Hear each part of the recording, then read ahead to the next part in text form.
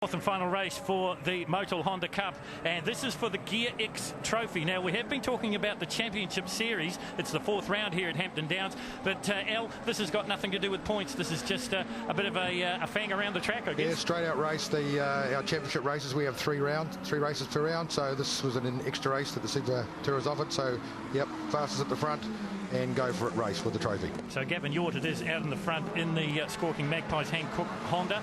He won race number 3 here at Hampton Downs. Let's see if he can repeat the dose, although Mark Walters looks like he might have got up around him here.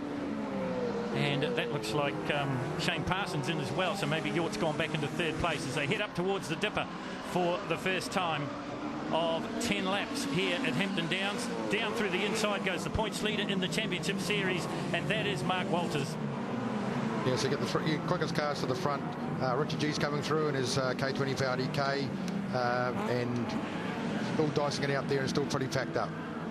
So once again, if you're new to the Motul Honda Cup, I can tell you there is 4 different classes, distinct classes, racing in this 10-lapper. The H1, the 1600cc capacity engine, the H2, the 1800cc capacity engine, the H3, the 2-litre engine, and the H4 for 2-litre or bigger. And it is an H2 class runner at the moment in the form of Mark Walters leading as they head across the stripe. Hard for these the smaller capacity cars on the hills here at Hampton Downs as we see the move coming here from Shane Parsons. Yeah, demanding track, and yeah, definitely a power track. Mark does it well. He brakes late and has good cornering speed, but yeah, the power ends up telling. So Shane Parsons in the front.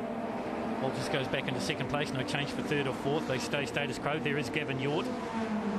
And behind him, Martin Dunn, Richard G in there as well. Then it's Tim Pollard, the series sponsor. He is Mr. Motul here in New Zealand. Yeah, Tim's been behind the class right from the start.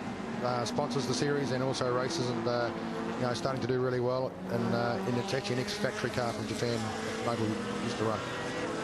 See coming into that picture, Grant Shirley as well, as we focus in on Richard G. Gee, he's been a busy man this weekend. Not only is he doing duty in the Motul Honda Cup, but he's also doing public relations for this amazing V8 Super Tours meeting. Yeah, Richard is basically a driver of the Honda Cup class, so he's doing triple duty this weekend, so amazing job to get his head around the racing when he steps into the car. As Yort gets a little bit racy again as they start their way up the hill here at Hampton Downs. It's 2.6 kilometre circuit. Yeah, this is the power part of the track. The uphill, this is normally where the larger cars can get past. There's the repowered Honda CRX of Shane Parsons in the front, and Yort makes the pass. Yeah, Gavin's an experienced racer. He's done 4 years in the BMW Mini Series. He won the Australian Masters in the Minis. So done a lot of laps, a lot of endurance racing, and he realised he wasn't going to win this race in the first lap. Just watching their car number 22. This is Gary Shirley. Mercedes trailer car. Yeah, Gary's a hard charger, ex-motocross rider. Driven that car for a number of years. That car's actually won a few championships with the previous owners. And right behind him is Nutty, who's this year the first-time driver. Similar powered car and going amazingly well. Tim Pollard just getting a little bit closer here to Martin Dunn. This is the battle for 4th and 5th on your screen at the moment. 6th coming into view as well. That is Richard G and then Grant Shirley. So 4th, 5th, 6th and 7th.